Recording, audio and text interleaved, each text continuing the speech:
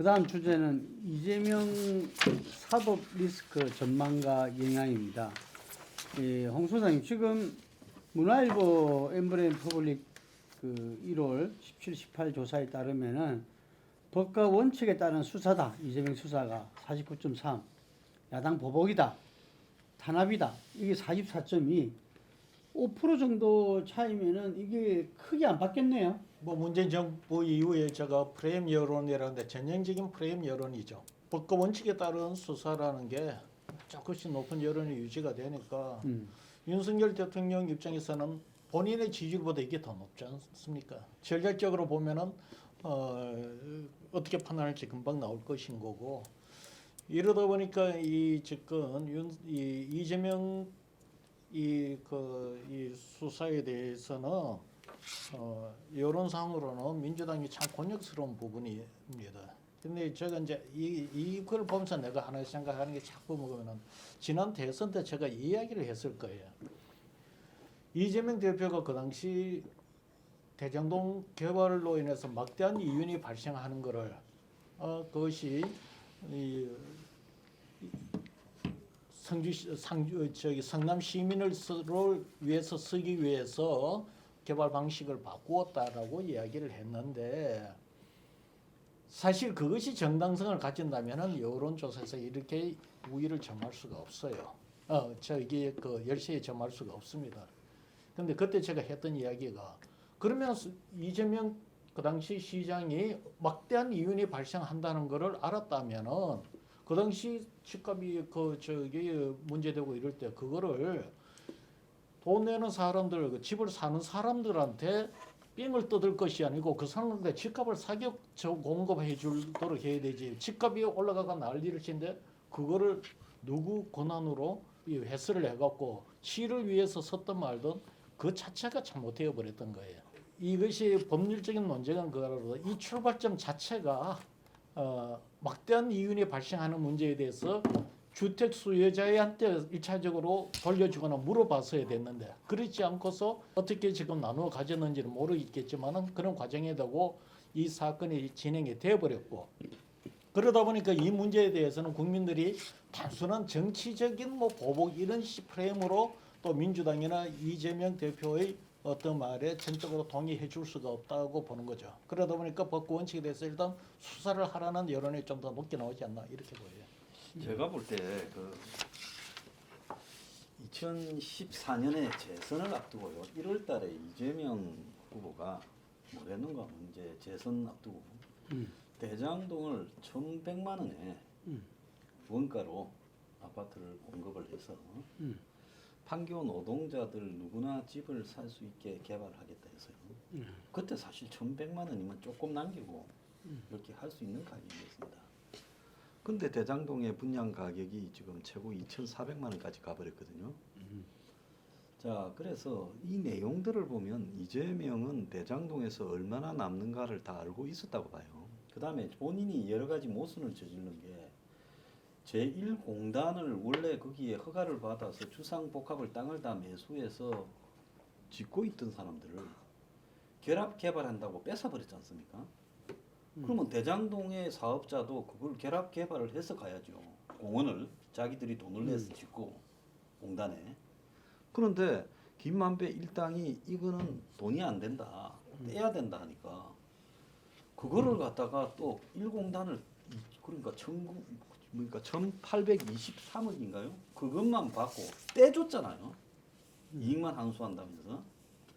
그래서 처음에 그러면 우리 주상복합 사업자가 개발을 할 때 붙여서 해야 된다고 대법원까지 끌고 가가지고 뺏어버려가 김만배 일당에게 넘겨줬다가, 김만배 일당이 이걸 또 공원 이 대장동 개발하는 사람이 이 공원까지 개발해서는 돈이 너무 많이 들어가가 남지 않는다니까. 그러면 1,834억인가 23억인가 얼마 받는 걸로만 하고 또 떼줬단 말이에요.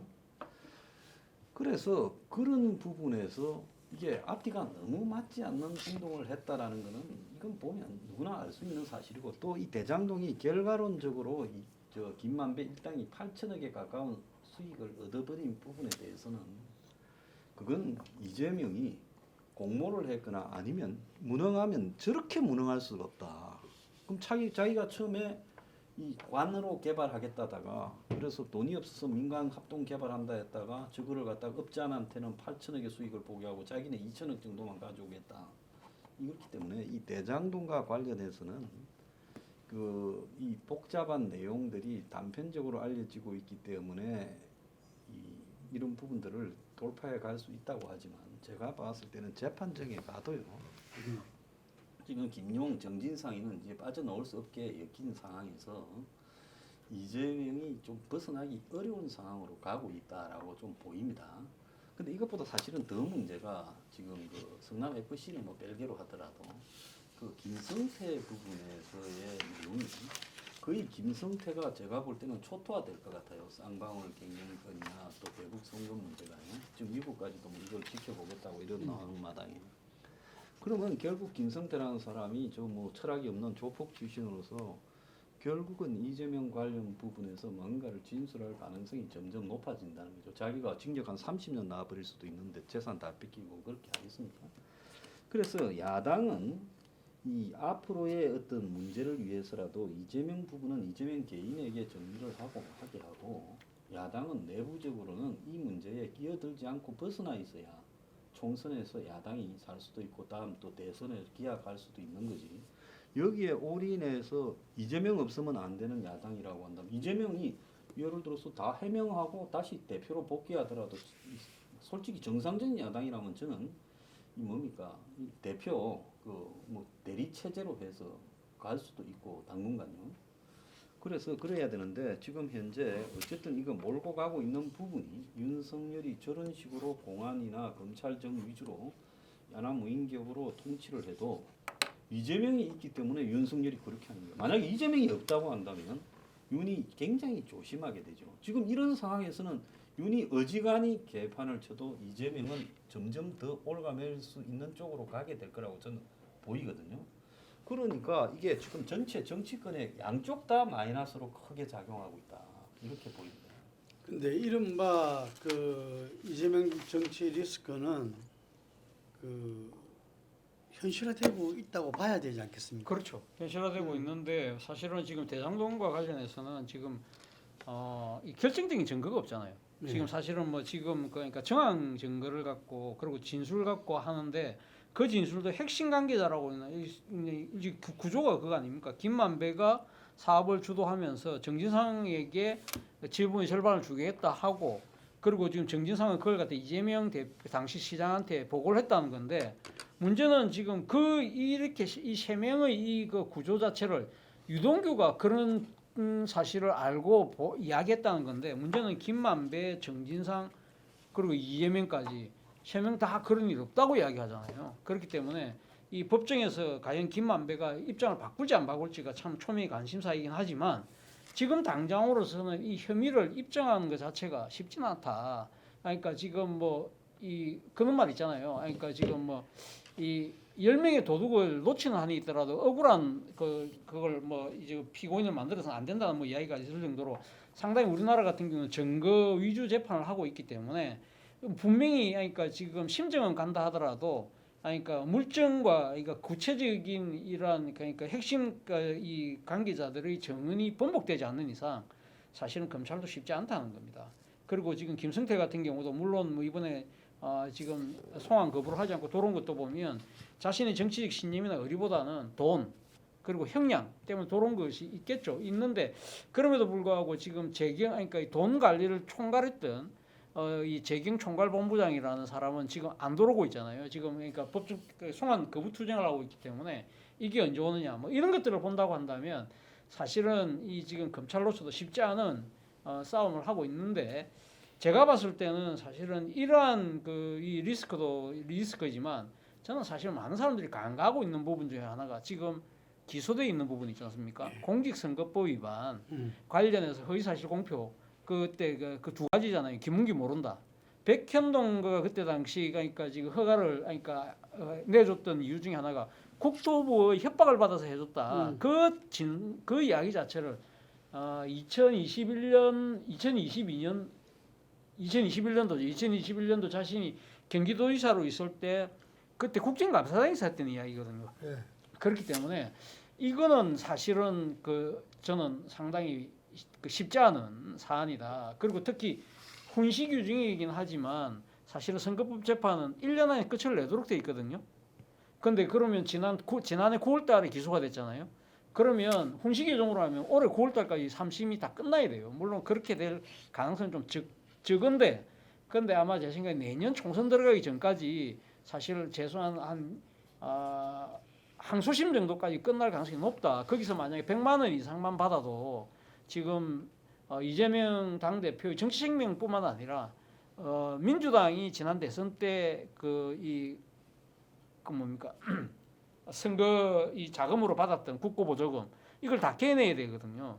이런 부분들이 상당히 심각한데 이거와 관련해서 중요한 부분이 이번 9월 달에 지금 김명수 대법원장이 물러나요. 그리고 지금 내년 그러니까 지금 총선 전까지 지금 바뀌는 문재인 정권 시절의 대법관은 그러니까 대법원장과 대법원장까지 포함해서 6명이 지금 바뀌기 때문에 지금 대법원으로 가더라도 지난번처럼 아슬아슬하게 이재명 대표가 살아나는 그러한 하나의 물론 뭐 그때 그러니까 정치 재판이라고 제가 단정할 수는 없습니다만 그런 우호적인 분위기는 아니다. 그렇다고 한다면 사실은 제일 이 지금 걱정해야 될 부분은 공직선거법이라는 부분. 물론 지금 대장동, 백현동, 그러고 성남 FC 그리고 또 지금 변호사비 대납 줄줄이 있습니다만 사실은 이 공직선거법이라는 허들 자체가 첫 번째 허들 자체가 결코 뛰어넘기가 쉽지 않다는 거예요. 소환, 조사, 그다음에 체포동의안, 기소 뭐 이런 상황들이 계속 벌어지면서 뭐 결국은 재판에서 가늠되지 않을까 했는데 재판에도 항 소장님은 만만치 않을 것이다. 뭐 이런 이야기를 지금 그렇죠? 이제 그물을 여러 개를 던졌어요. 네. 수도 없는 그물을 던져 고기를 한 마리 잡으려고. 근데 문제는 그 그물 중에서 한 개라도 엮어들면 예를 들어서 이게 뭐 이건 작은 거라서 문제가 없다가 아니라 하나라도 엮어들면 현재 당 대표로서나 정치인으로서 지위가 아웃되는 그런 상황에 대한 부분이기 때문에 그 부분이 지금 검사들이 이 정권이 총력을 다해서 집중하고 있는데 만약에 이재명 대표를 엮어내지 못한다 그걸로 봅시다. 그렇게 된다면 이 정권은 총체적 파국이 올 거예요. 그렇기 때문에 작정하고 엮었는데 그 부분에서 본인이 그야말로 뭐 한 개 정도를 가지고 억울하지 않는다라는다면 빠져나갈 수 있지만은 그야말로 뭐 한 7개, 8개, 9개, 10개의 건물을 갖다가 동시다발로 엮었는데 여기서 빠져나올 수 있다고는 보지 않습니다. 본래 검찰 기소가 무죄율이 굉장히 높잖아요. 우리나라가 네. 평균 이상으로 굉장히 높던데. 근데 어쨌든, 이런 중요한 사건들 같은 경우 검찰은 지금 검찰 전체의 자신의 하나의 정치적인 생명을 아니 어떻게 조직의 그러니까 존폐 여부를 놓고 지금 싸울 수밖에 없는 거기 때문에 공소 유지에 모든 걸 다 하겠죠. 근데 제가 생각했을 때는 재판 과정에서 가장 중요한 지금 키는 대장동 관련된 김만배 입입니다. 김만배가 사실은 그러니까 지금 아니다가 아니라 그러니까 그분 것이라고 했잖아요. 그분이 이재명이라고 만약에 법정에 진술하는 순간 사실은 이 지금 이재명 대표의 방어벽이 와르르 무너질 수도 있다 그런 생각도 듭니다. 왜냐하면 사실은 이러한 그 자체가 여론이 확 돌아올 수밖에 없는 정말 폭발력이 있는 부분이거든요. 그런데 이제 과연 김만배 입장에서는 뭐 그런 일이 없었기 때문에 끝까지 없다고 갈 수도 있는 거잖아요. 그럼 아무도 알 수가 없는 거기 때문에 그냥 우리가 봤을 때는 아마 지금 검찰이 지금 주장하는 대로 김만배, 정진상, 이재명 이러한 식의 이야기들이 김만배 스스로가 뭐 지금 정회계사하고 녹취록에도 뭐 자기가 그런 비슷한 이야기를 하잖아요. 근데 문제는 김만배가 그걸 자기의 역할을 부풀리기 위한 것인지 진짜 그거 한 건지 이건 진짜 김만배의 입을 검찰이 열 수 있느냐, 그러니까 입장을 돌릴 수 있느냐 없느냐가 저는 가장 큰 하나의 변곡점이 될 거다는 생각이 듭니다. 근데 이 김만배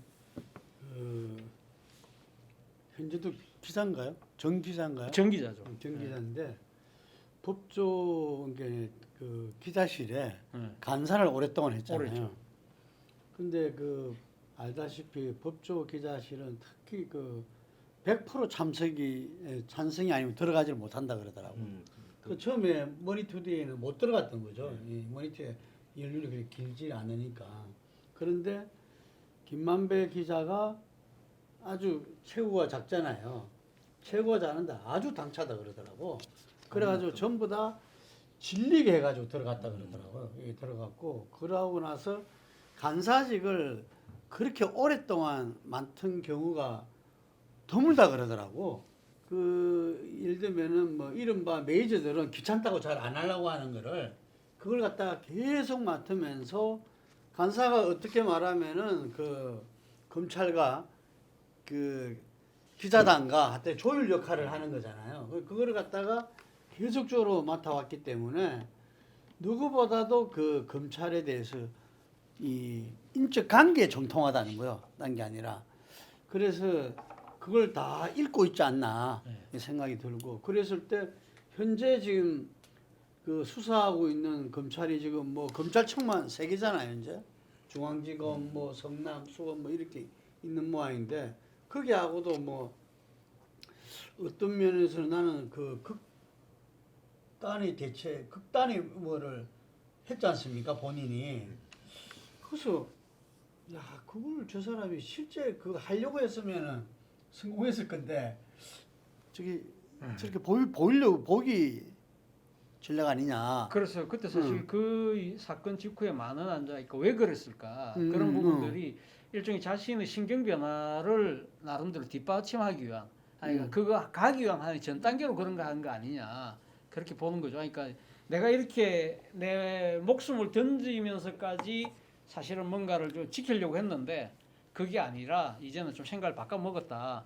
그래서 상당히 그 검찰 입장에서는 상당히 조금 고무됐다고 그러더라고요. 그러니까, 그렇겠네요. 이게 2005년부터 기사를 안 쓰는 기자로 유명해요. 그러니까 원래 직업이 어느 순간부터는 기사가 아니라 이해관계를 조율하는 브로커 역할을 한 지가 지금 한 10년 됐고 그 남욱일당이 얼마나 지독한 사람들인데 그 미리 판교 FC 그 뭡니까 그까지 판교 뭐야지 이 뭡니까 비클 그러니까 VFC인가 해가지고 그 회사까지 만들어놨는데 그거를 갖다가 다 내치고 검찰을 동원해서 압박을 해라. 그래서 자기가 거기에 회장으로 앉았잖아요. 이재명도 쓸더라고요. 그러니까 저 사람이 그 적어도 이런 그 법률적인 걸 가지고 이해관계를 갖다가 도모한 데는 아마 한국에 저런 기자 한 2-3명 있는 걸 듣고 있는데 그 중에 속하는 사람이. 그러니까 그런 것 같아. 그 정말 그 국민 언론이라는 그 한겨레 그 기자도 꼼짝없이 이 한겨레도 지금 이제 코가 막 석자나진 빠졌다고 지금 이 사태로 어떻게 수습해 나갈지. 예, 그것도 그렇고 그 민주당은 자기 발등에 떨어진 불이잖아요. 네. 그래서 총선도 이제 1년 앞으로 다가오고 있고 민주화의 길이라는 거의 친문 의원들이죠. 네. 이 다음 주 31일 날 발족한다고 그러는데 뭔가 변화를 모색하는 움직임이 좀 있는 것 같습니다.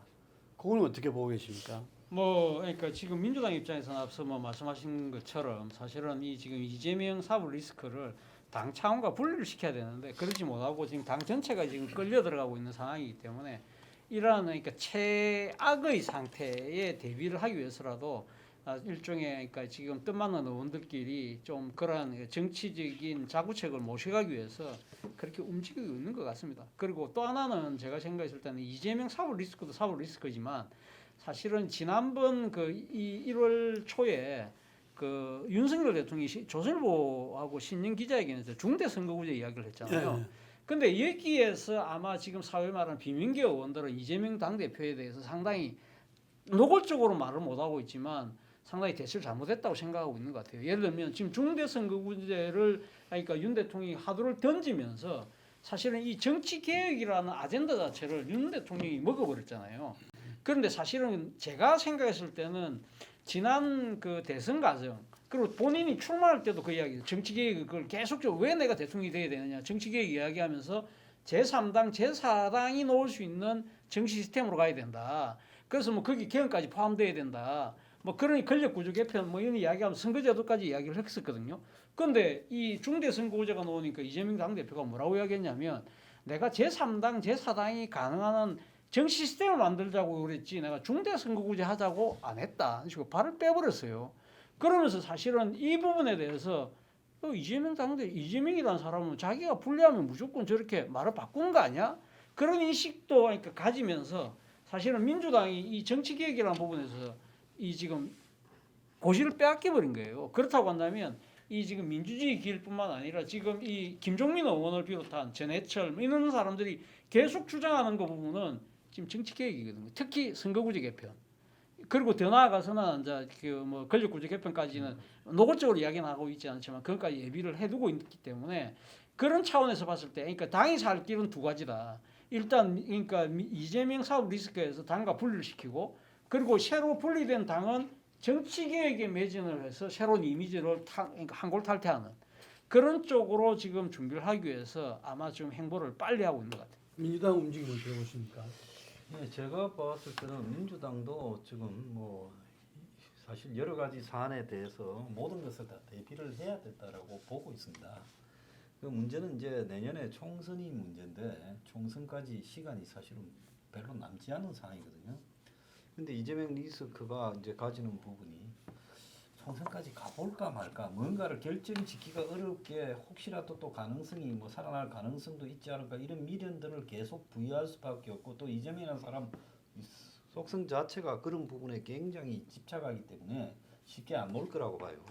그러니까 이러지도 못하고 저러지도 못하면서 그냥 현 상황을 그대로 그냥 굴러가 보자라는 게 사람들이 택하기 쉬운 선택이라고 봅니다.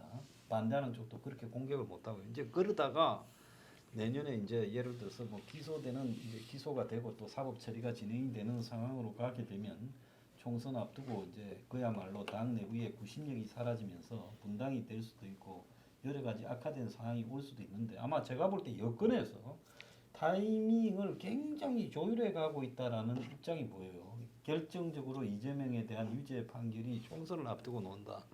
이게 좋지 않겠습니까? 여권 입장으로 봤을 때는. 그러니까 이 야권이 과연 이런 상황, 최악의 상황이 총선 전에 폭탄이 떨어진다라고 봤을 때 그때는 어떻게 할 건가에 대한 로드맵을 가지고 있는 것인가? 아니면 그냥 만약의 경우를 대비해서 우리도 이제 뭐 그냥 한번 생각을 해보자 이런 수준이라면요 진짜 혼란이 크게 벌어질 수 있죠. 근데 지금으로 봐서 이게 뭐 깊숙이 조직화되어서 가는 것 같지는 않아 보여요.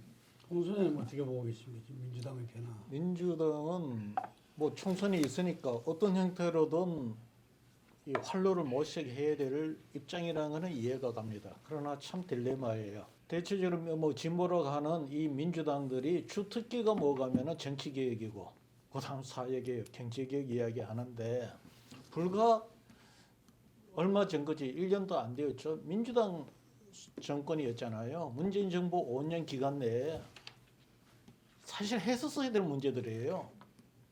못했기 때문에 윤석열 정부한테 지금 패했는데, 그러면은 여기에 대고 윤석열 정권한테 패했는 민주당 입장에 대고 개혁의 내용으로 뭐로 갈 것이냐는 거죠.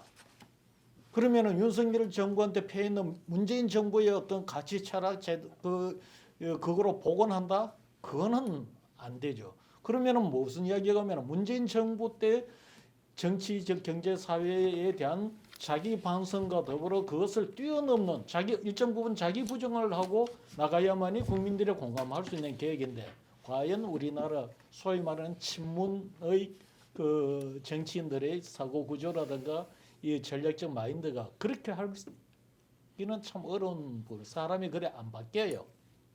그래서 그 부분이 예를 들어 굉장히 민주당의 개혁을 어렵게 만든다. 두 번째는 지금 뭐 개혁하고는 별건으로 민주당 처지에서는 이 이재명 사법 리스크 문제를 극복을 해야 되는데, 그 부분에 있어서도 상당히 합리적인 전략적인 판단과 더불어 여러 가지를 이렇게 전국을 분석해서 나가야 되는데 구조적으로 어렵게 만들어 놓은 거예요. 당원 중심제라고 해놔서 이 소위 말하는 진성 당원들의 발언권을 너무 높여 놓으니 이 진성 당원들의 소위 말하는 이 집중적인 어떤 그 공격에 다들 입을 다물어 버리고